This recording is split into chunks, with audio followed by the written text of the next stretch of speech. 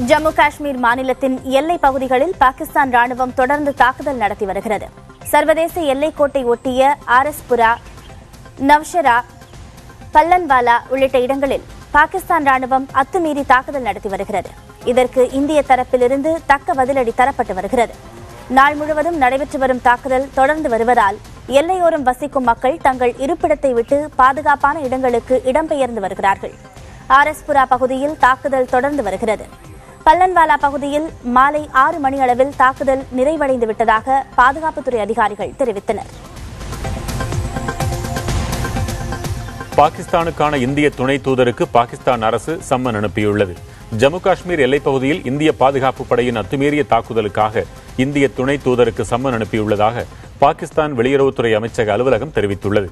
கடந்த 23, 24 ஆகிய தேதிகளில் புக்லியார் மற்றும் சப்ரார் பகுதிகளில் இந்திய படைகள் நடத்திய தாக்குதலில் 1.5 வயது குழந்தை உட்பட 2 உயிரிழந்ததாக பாகிஸ்தான் வெளியுறவு அமைச்சக அலுவலகம் அறிக்கை ஒன்றில் கூறியுள்ளது. இதன் அடிப்படையில் இந்திய துணை தூதருக்கு பாகிஸ்தான் சம்மன் அனுப்பியுள்ளது.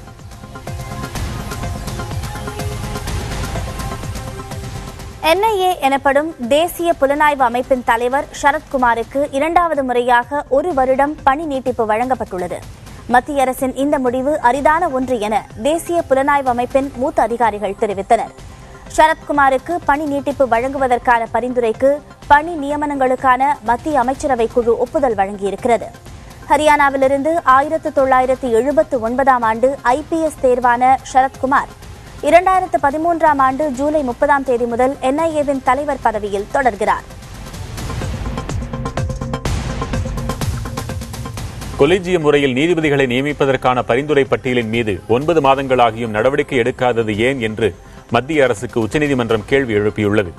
நீதிபதிகள் நியமனம் தொடர்பாக கொலிஜியம் குழு அளித்த பரிந்துரையின் தற்போதைய நிலை என்ன என்றும் 9 மாதங்களாகியும் பரிந்துரை பட்டியல் மீது நடவடிக்கை எடுக்காதது ஏன் என்றும் உச்சநீதிமன்றம் கேள்வி எழுப்பியுள்ளது. நீதிபதிகள் நியமிப்பதற்கான பரிந்துரையில் ஆட்சேபனை இருந்தால் இன்னும் ஏன் தெரியப்படுத்தவில்லை என நீதிபதிகள் கேள்வி எழுப்பினர். நிர்வாகத்தின் செயலற்ற தன்மை காரணமாக நீதித்துறை பாதிக்கப்பட்டுள்ளதாக நீதிபதிகள் தெரிவித்தனர். ஜம்மு காஷ்மீர் மாநிலம் ஷோபியான் மாவட்டத்தில் இருக்கும் பல்போரா கிராமத்தில் சிறுத்தை ஒன்று நுழைந்தது. வீடுகளை சுற்றியும் அங்கிருக்கும் மரத்தில் ஏறியும் சிறுத்தை அட்டகாசம் செய்வதால் மக்கள் அச்சத்தில் ஆழ்ந்துள்ளனர். மக்கள் வீடுகளை விட்டு வெளியேறி ஒன்றாக கூடி சிறுத்தையை விரட்ட முயற்சித்து வருகிறார்கள். அதேபோல் வனவிலங்குத்துறையினர் சம்பவ இடத்திற்கு வந்த சிறுத்தையை பிடித்து வனப்பகுதிக்குள் விடுவதற்கு நடவடிக்கை எடுத்து வருகிறார்கள்.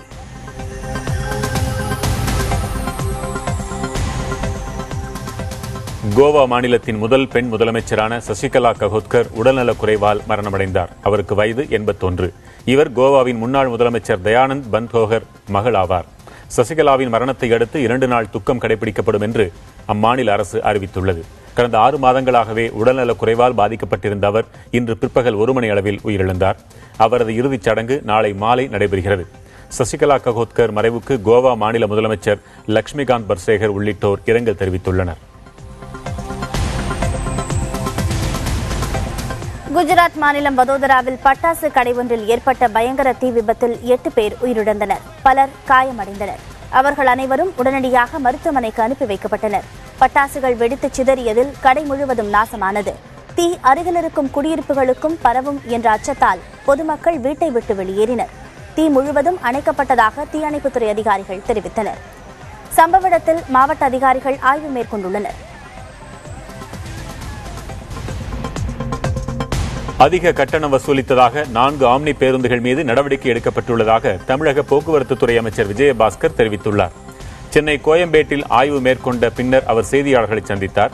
அப்போது தீபாவளியை ஒட்டி சென்னையிலிருந்து பிற பகுதிகளுக்கு இதுவரை 4,52,000 பேர் பயணித்துள்ளதாக கூறினார். கடந்த ஆண்டை விட இந்த ஆண்டு கூடுதலாக பயணிகள் முன்பதிவு செய்துள்ளதாகவும் இதுவரை 1,30,000 பேர் முன்பதிவு செய்து சென்னையிலிருந்து வெளியூர்களுக்கு சென்றிருப்பதாகவும் கூறினார். 3 நாட்களில் இதுவரை 4,52,000 பயணிகள் பயணம் செய்திருக்கிறார்கள். இன்னும் அது தொடர்ந்து நடைபெற்றுக் கொண்டிருக்கிறது. தேவையான பேருந்துகள் கையில் இருக்கிறது. எவ்வளவு நெரிசல் இருந்தாலும் அவர்களுக்கு அந்த பேருந்துகளை கொடுக்கக்கூடிய அளவுக்கு அனைத்து போக்குவரத்து கழகங்களும் இணைந்து இந்த பணியில மிக சிறப்பாக ஏற்பாடு செய்து அந்த பணிகள் மிக சிறப்பாக நடைபெற்றுக் கொண்டிருக்கிறது. அது நடவடிக்கை எடுத்துக்கிட்டு இருக்காங்க. இன்னைக்கு கூட 4 வண்டி பிடிச்சிருக்காங்க அந்த அது ரொட்டீன் ஒர்க். அது தனியாக அவங்க மோட்டார் வெஹிக்கிள் இன்ஸ்பெக்டர் ஆர்டிஓஸ் அந்த வேலையை பார்த்துக்கிட்டு இருக்காரு. தேனி மாவட்டத்தில் நியூட்ரினோ ஆய்வு மையம் அமைப்பது தொடர்பான மத்திய அரசின் முடிவு குறித்து ஆய்வு நடத்த குழு அமைக்கவிருப்பதாக தமிழக அரசு கூறியிருக்கிறது. நியூட்ரினோ ஆய்வு மையம் அமைக்க மத்திய அரசு கடந்த 2011ஆம் ஆண்டு வழங்கிய தடையில்லா சான்றிதழை ரத்து செய்யக் கோரி பூவுலகின் நண்பர்கள் அமைப்பு தேசிய பசுமை தீர்ப்பாய தென்மண்டல அமர்வில் வழக்கு தொடுத்தது. இந்த வழக்கில் தமிழக அரசு தரப்பில் இன்று பதில் மனு தாக்கல் செய்யப்பட்டது. அதில் இந்த திட்டம் குறித்து ஆய்வு செய்ய மத்திய சுற்றுச்சூழல் மற்றும் வனத்துறை அதிகாரிகள் அடங்கிய குழுவை அமைக்க வேண்டும் என தமிழ்நாடு மாசு கட்டுப்பாட்டு வாரியம் தமிழக அரசிடம் கோரிக்கை வைத்ததன் அடிப்படையில் குழு அமைக்க இருப்பதாகவும், இந்த குழுவின் பரிந்துரை அடிப்படையில் திட்டத்தை தொடங்க அனுமதிப்பதா இல்லையா என்பது குறித்து மாசு கட்டுப்பாட்டு வாரியம் முடிவு செய்யும் என தெரிவிக்கப்பட்டிருக்கிறது.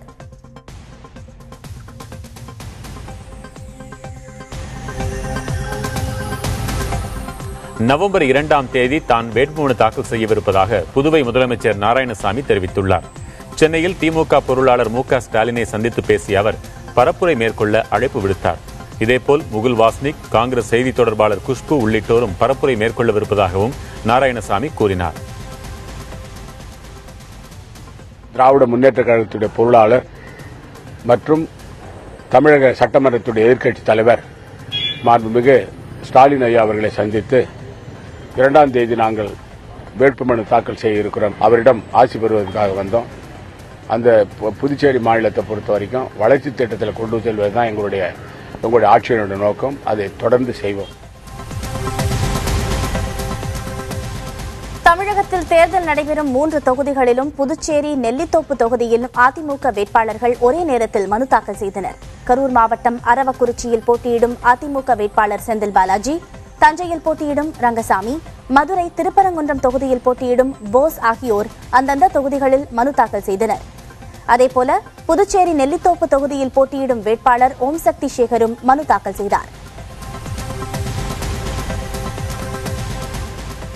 தஞ்சை மற்றும் அரவக்குறிச்சி தொகுதிகளில் திமுக வேட்பாளர்கள் வேட்புமனு தாக்கல் செய்தனர். தஞ்சை வருவாய் கோட்டாட்சியர் அலுவலகத்திற்கு வந்த அஞ்சுகம் பூபதி தேர்தல் அதிகாரியிடம் வேட்புமனுவை தாக்கல் செய்தார்.